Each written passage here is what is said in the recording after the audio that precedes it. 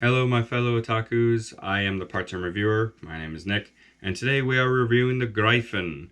But before I do that, I should give notice that I will not be able to do assembly video series. However, I will at least finish the series of assembling the hand scale stylet. I have all the replacement parts that I need, and then some just in case. And let's get to the review. First off, when I first saw a look of this on the Kotobukiya site, the strange smile that the greifen gives you an odd sense of it's like literally staring at you. However, the smile is not apparent on the actual model. And I would like to note that this is the first and only one that I've seen with actual human legs and arms compared to the other ones, which leads to the assumption that they're amputees and they've been outfitted with weaponry appendages, which I don't mind, but it's a little strange for my taste. And as you can see, this is an exosuit on her, which is decent, but not exactly the best of holding its shape. Some areas a little bit hard to move, some are a little bit too loose, but I don't plan on posing them very often, just every now and then if they look plain.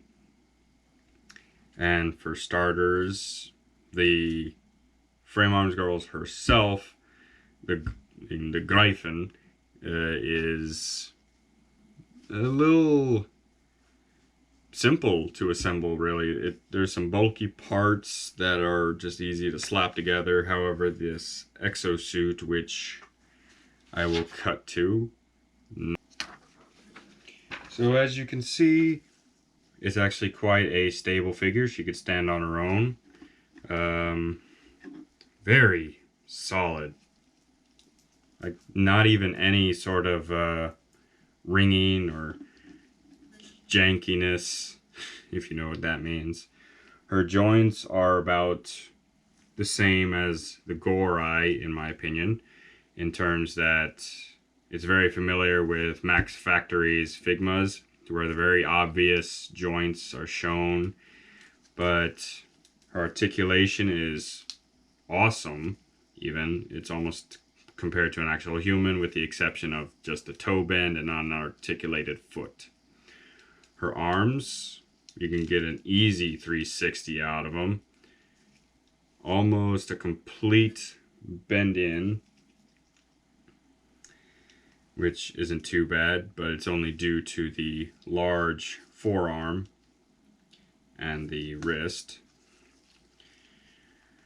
Her side-to-side action with her torso is moderate. It's about on par with an actual human. I'm going to say that a lot through this because since this is an individual model, it's really well articulated with the exception of the head, which I'll get to. She can do a little under average back bend and definitely a human worthy crunch, especially for this is for you, Jobby. Hoo-ah!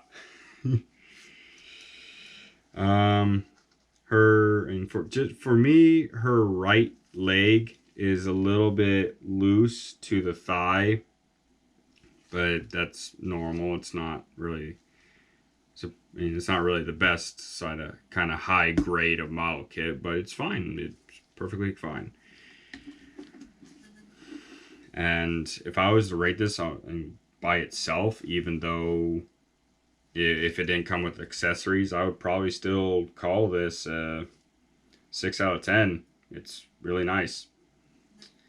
And before we get to the exosuit, time for another little flash to show her normal accessories that are actually part of the suit. For starters, she starts with a knife,